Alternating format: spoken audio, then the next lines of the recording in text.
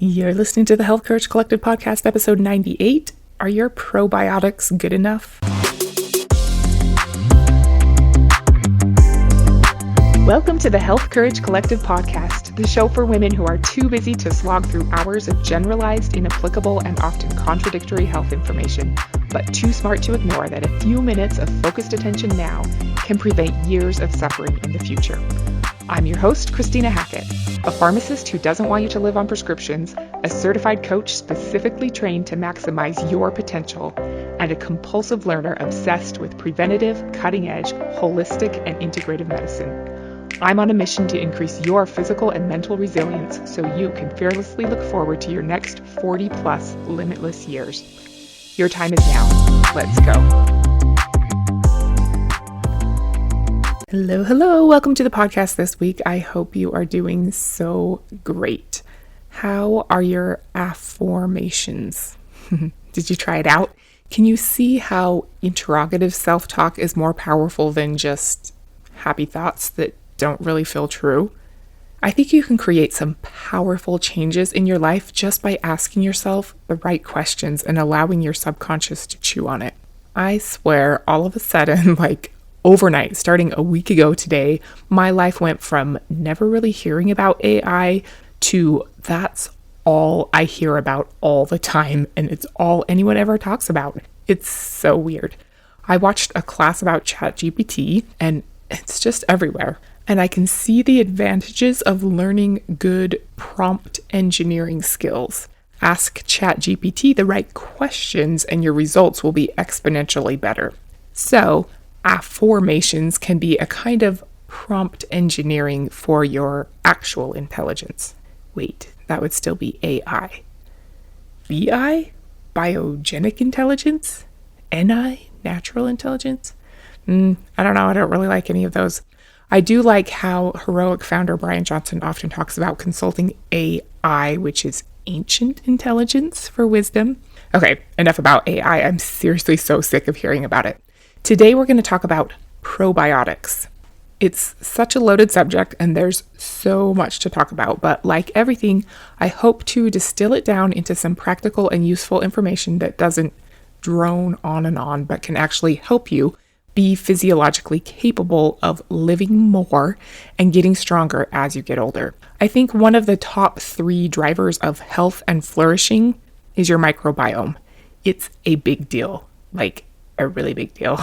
I do think it's possible to live your life in a way that your microbiome is appropriately nourished and supported most of the time without having to take a bunch of supplements all the time. But it does take some dedication, and supplements do have their role. In some situations, even more so than in others. By way of review, we are not very genetically complicated. An earthworm has 30,000 functional genes. We have 22,000. We are way less genetically complex than worms. So much of our complexity and what it means to be human comes from instructions from the non-human genes we carry around with us.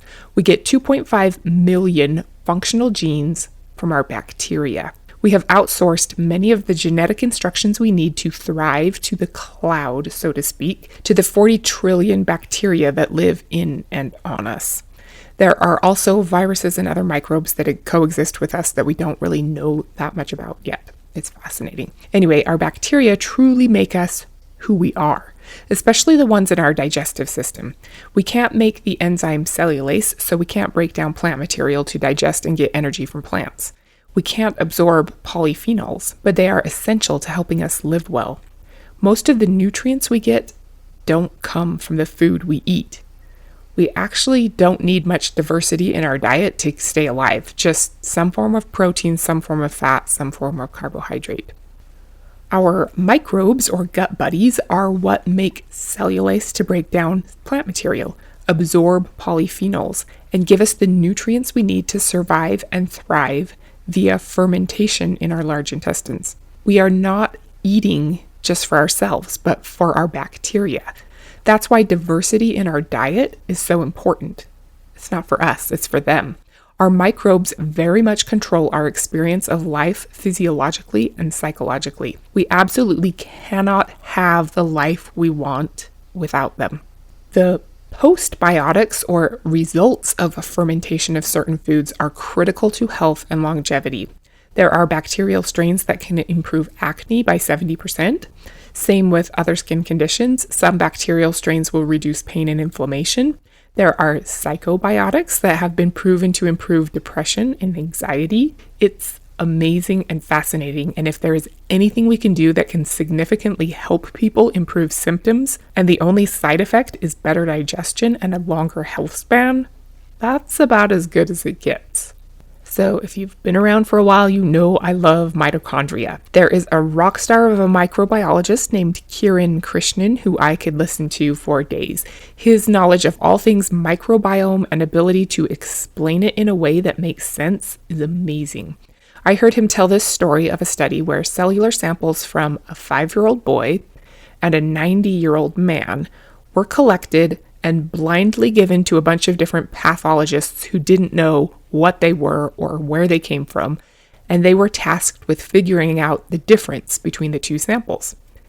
The only difference that the pathologists were able to discover was that the 5-year-old had 100% functional mitochondria and the 90-year-old had 95% dysfunctional mitochondria. That was it. Crazy. And one of the best ways to care for your mitochondria is by having good postbiotics like urolithin A, which is made by your gut buddies. You can also take it as a supplement, which I do. If you remember from the mitochondria episode, your mitochondria are little organelles that live inside your cells, kind of the cellular power plant. But they were originally independent bacteria that had evolved with us and became part of us, but they still have their own separate bacterial DNA and everything. Do you remember that DNA only comes from your mom? Kind of cool. All of this is to say that things that are friendly to bacterial health are often things that are friendly to mitochondrial health, because mitochondria used to be bacteria.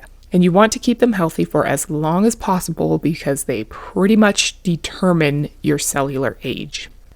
What does it mean to you to be healthy? We talked a lot about this back in episode 77. It's important that you know what it means to you, what you want. Don't let someone else decide what health means to you. When I think of health and what I'd love to help you create, it's resilience, the ability to withstand stressors, recover from setbacks, and adapt to challenges. The vast majority of our ability to adapt to stressors and different environments comes from our bacteria. We have this massive genetic pool of possibilities that drives our metabolic processes, trains our immune system, and determines our mood. Dr. Kiran Krishnan says that people living a more primitive lifestyle in Papua New Guinea have a pool of 300 to 600 functional species of bacteria in their gut microbiome. Americans have about 120. We've lost a ton of bacterial diversity over the last 100 to 200 years, and even more just since 2019, pandemic-related bacterial loss. As we lose bacterial diversity, we lose the ability to adapt to different environments and challenges. When we lose our ability to adapt, we lose our ability to function as humans. Losing our adaptability and functionality weakens us. It's a big deal. Hey, I just wanted to quickly interrupt and say good for you for being here listening to a podcast about improving your biological age relative to your chronological age. Have you ever thought about slowing the biological aging of your skin? If you heard my episode 55 about senescent cells, then you know that the accumulation of these undead cells accelerates all of the problems of aging. Well, now there's a topical supplement you can put on your skin that reduces the accumulation of senescent cells in your skin. This reduces wrinkles, but also all other skin conditions caused by thinner, weaker, drier skin. It also reduces the formation of age spots and increases collagen and hyaluronic acid production within your skin. It's a peptide called OS01, and it's in a product called OneSkin. I use it every day on my face and neck, and I've noticed a big difference. I would say my skin is more moisturized, but that's not a good enough description because it's not like when you put moisturizer on, but your skin is still dry underneath. It's the exact opposite. The topical supplement isn't greasy at all, but my skin is plumper and healthier from the inside out. I'm a big fan. If OneSkin sounds like something you'd like to try, there's a link in the show notes to get you $20 off. All right, back to the episode. Back in the day, I recently took this 6-week-long improv class, and one of the games we would play was called Back in My Day. Someone from the audience would shout out an item, and you'd have to come up with a joke on the spot, or better yet, as many in a row as you could. So, like, someone would scream out, "Alarm clocks!" And I'd be up there on stage with a dumbfounded expression on my face while everyone else waited for me to come up with something. "Back in my day, we didn't have alarm clocks. We had a cantankerous rooster named Elmer. Back in my day, we didn't have alarm clocks. We didn't need them because we didn't have Netflix or anything interesting to do neither." This is a real example of my comedic genius. You're welcome. Anyway, back in my day, we didn't have $70 bottles of probiotics. We ate parsnips with a little bit of dirt still on them. Back in my day, we didn't have $70 bottles of probiotics. We touched everything we owned with hands that still had residue from milking Marjorie, the nanny goat. Back in my day, we didn't have $70 bottles of probiotics because we didn't have $70. All right, you get the idea. It's true. So a big population of your microbiome comes from your mom when you were born. Then it's populated throughout your lifespan by what you're exposed to. Foods with a little bit of soil residue, people and animals you come in contact with, nature. A lot of the things we've sanitized out of our lives. Also, fermented foods are a great source, and perhaps more important than repopulating with new bacteria, or at least as important, is supplying the good bacteria who are already there with the kind of food that they like so they can continue to grow. Dietary fibers are non-starch polysaccharides that can't be broken down by our digestive enzymes. They are broken down by our microbes. Soluble fibers dissolve in water and are easily digested by microbes. Insoluble fibers aren't broken down by bacteria, but they do help with motility of waste through your digestive tract. Some species of bacteria are so specialized that they only digest certain subtypes of fiber. So they can grow and become a bigger part of your population when you eat more of that fiber subtype. Fiber is important to feed the bacteria and to have them produce the byproducts of that fermentation, like short-chain fatty acids. Short-chain fatty acids produced by bacteria have been shown to do all kinds of things like protect your mitochondria, prevent colon cancer, improve skin texture, decrease insulin resistance, boost your metabolism, and reduce pain. Eating fiber from different plants helps different kinds of bacteria to grow, and you want a variety of microbes living in harmony. If you are considering probiotic supplements, be sure to consider prebiotic supplements. I've been taking one called Inner Fuel by Bulletproof for years and years because I think it's a good one. It's a combination of acacia, guar gum, and arabinogalactan. You can get those as single ingredients, like I don't think you'd go wrong taking just acacia fiber. You can also get inulin powder, which I have, but I use it to feed my probiotic yogurt that I make rather than myself. These are usually powders that you dissolve in liquid.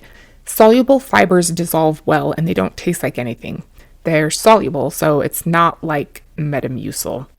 I put a little bit in my protein shakes when I mix those up, and I put some in my collagen drink that I have in the mornings. You can't tell that it's even there. It's awesome. Another thing you could do is add resistant starches to your diet. White rice that has been cooked and then cooled has some resistant starches that good bacteria like. You can even reheat the rice after, so cook it, cool it, and then reheat it if you want to, and the resistant starches stay there.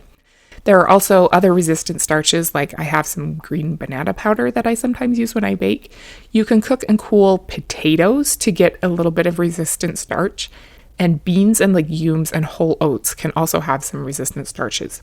Then, of course, there are foods that are good sources of prebiotic fiber, like asparagus, Jerusalem artichokes, dandelion greens, leeks, onions, garlic, and bananas. The prevailing probiotic wisdom for a long time, and something you've probably heard, and I've probably told people before, is that the sign of a good probiotic supplement is that it has a lot of different strains of bacteria and it has to be refrigerated. We want bacterial diversity in our microbiome. That's true. But I'm starting to realize that the best way to obtain and maintain that diversity is with the various types of soluble fibers and resistant starches that we eat, rather than by taking supplements with 30 different strains of bacteria. Not that those supplements are wrong per se, but they may not produce the sustainable diverse population that we're hoping for. What we need is more info regarding the combination of different bacterial strains. Some are synergistic and you'll do better if you have both of them growing together inside of you, but many of them haven't been studied together, so taking multiple strains at the same time might be okay, but they might just end up competing with one another or canceling each other out. For the most part, we really don't know. We also tend to think that the more colony-forming units, or CFUs, in the probiotic supplement, the higher the dose and the better the effect. Yes, if they're still alive, there are more of those bacteria in there, but that doesn't necessarily mean that studies have shown it to be the optimal number of colony-forming units that you need to populate your gut with good bacteria. It largely depends on what kind of bacterial strain you're taking.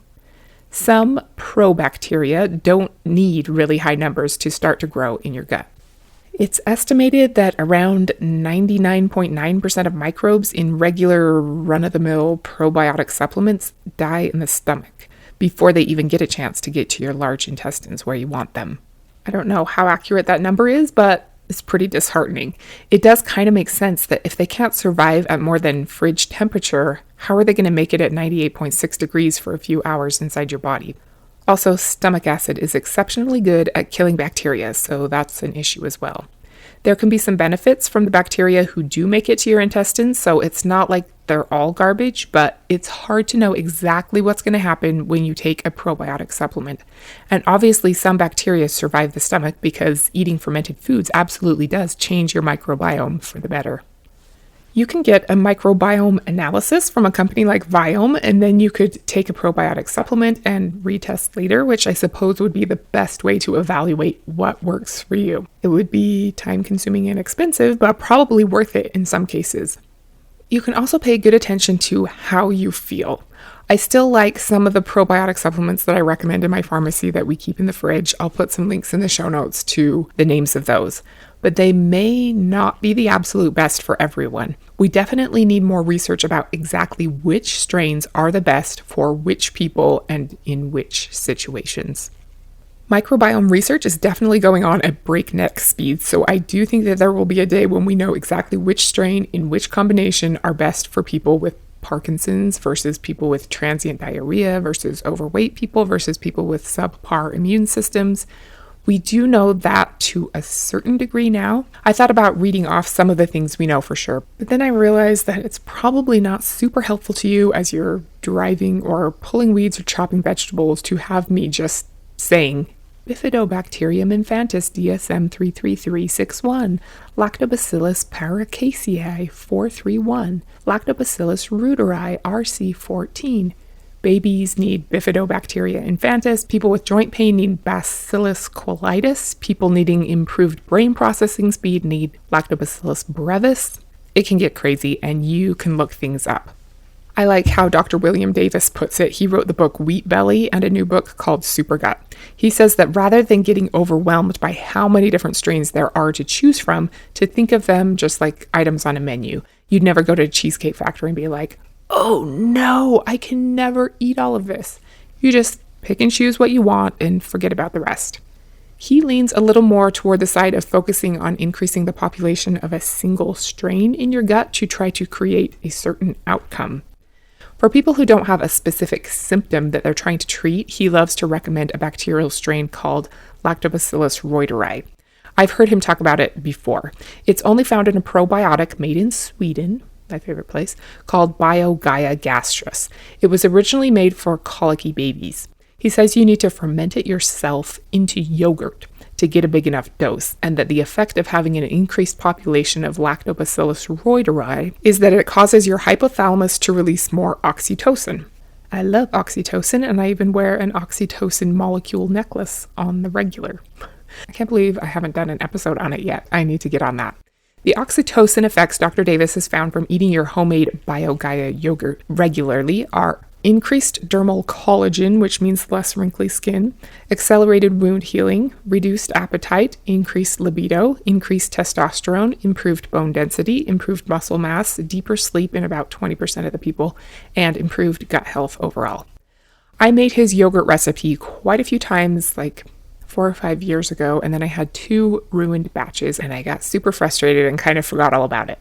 I just started redoing it recently and it has worked perfectly so far. I'll put a link in the show notes to his recipe if you want it. Send me a message at healthcouragecollective@gmail.com or through my website, healthcouragecollective.com. If you have ever tried that yogurt recipe or you want to know more about it, I'd be interested to chat with you about your yogurt making strategies.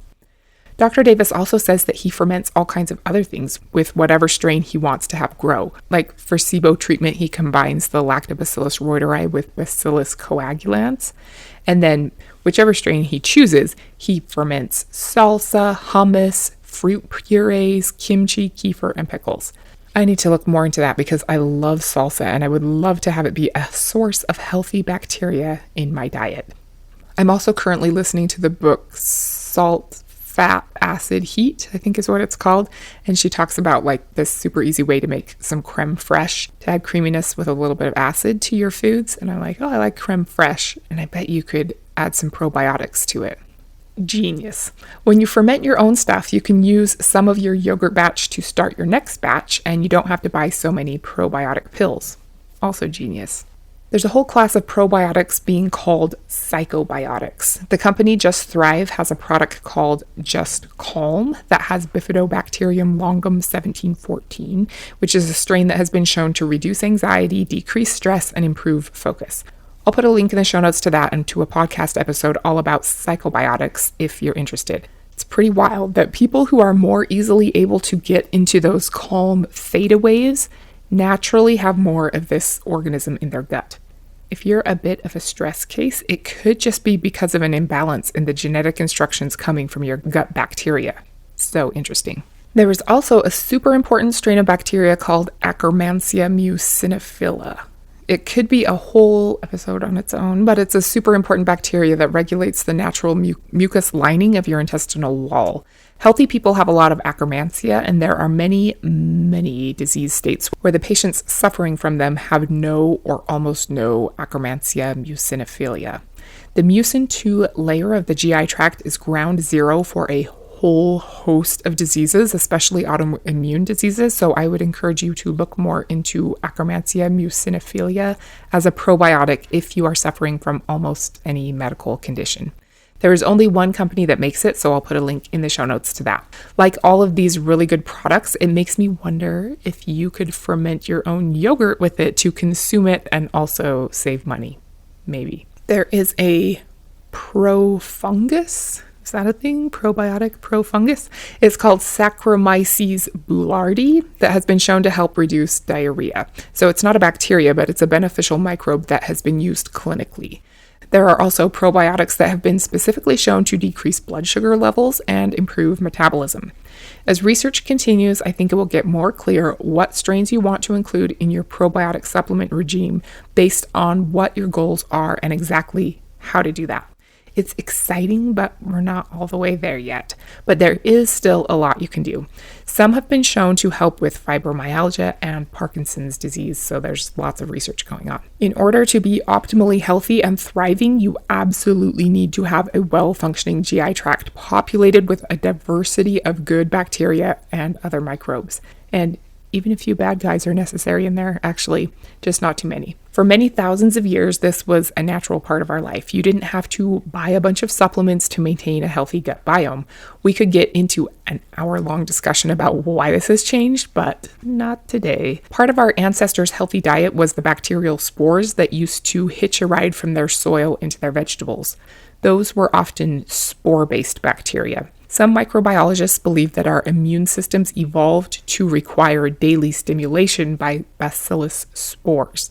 These spore-based bacteria are common in healthy soil, which is hard to find these days, and they are somewhat transient in your GI tract, so they don't necessarily set up shop and keep flourishing there like some of the other bacterial strains that are common in probiotics and that we generally want to keep around for a long time. Spore-based probiotics are fascinating, and if you want to know more about them, I highly recommend that you check out Dr. Kiran Krishnan. You can search for his name and look up YouTube videos and podcasts he's been on. He's the head microbiologist at 2 supplement companies, Just Thrive and Megaspore. I love listening to him, so if you want a Cliff's Note version of his messages, send me a message and I'd be happy to compile that for you. Spores encapsulate and protect the bacteria and keep it in kind of a dormant state, so the spore-based probiotics are shelf-stable and they survive the acid of your stomach, so they can travel to your large intestines to start performing their magic. Remember, we're not just trying to establish a colony of these strains of bacteria, we're hiring them as contract workers to do a job, which is to balance things out. These spores have been shown to increase the growth of good bacteria and decrease the growth of bad bacteria. They can also produce enzymes, proteins, and vitamins. Spore-based probiotics can be used along with regular probiotics if you are so inclined. Something so incredibly fascinating is that the bacteria around our body talk to each other.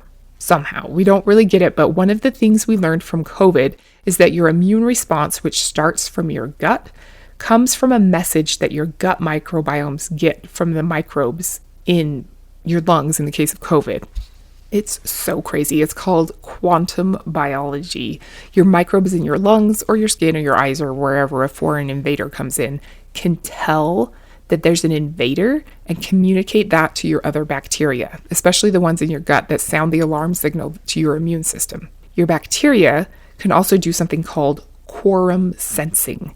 They have a sense for what the levels of each different species should be, and there are some leaders that can read the microbial signatures of the entire area and keep each population in check. They can steal minerals away from C. diff bacteria so those guys die and promote the growth of good bacteria, decreasing those who are overabundant and increasing those who are insufficient. That's what some of these spore-based bacteria can do. Regulate the population to increase diversity and equality among different species. I can't decide if that sounds warm and fuzzy or freakily fascist. Population control. If you're really needing a gut population reset, I think these spore-based probiotics are a great way to go. Of course, the makers of them recommend that you take them every day for the rest of your life, which I think would be a great thing to do. The only problem is that they're about $1.50 per pill, so that'd be around $525 a year spent on soil-based spores. There are, for sure, worse ways to spend $525. Let's be clear about that. They do say something about it taking 21 days to get to a steady state. So maybe if you're being more economically minded, you could take them for 21 days a couple times a year to kind of get things periodically rebalanced. I'm pretty certain you can't ferment yogurt with them because they're inactive in their spore form and you want them that way until they reach your large intestines. I'll put a link in the show notes to both Megaspore and Just Thrive brands. They're both really good ones and probably the best of the best for general microbiome balance. I'll put some links to the other brands I like too and the recipe for the BioGaia L. reuteri yogurt. I want to try making Akkermansia yogurt too. Or maybe I could add a tiny bit of Akkermansia to my reuteri yogurt. Not sure if those play well together. And I definitely want to try fermenting salsa. Some people recommend taking regular probiotics at night because gut bacteria tend to be active at night. It might matter. It might not. Doing it at night, nothing wrong with it. Dr. Krishnan recommends taking the spore-based probiotics during the day with food because that's how you would normally get them if they were hitching a ride on your food via soil. I hope it was helpful to you to think through your probiotic strategy a little bit more.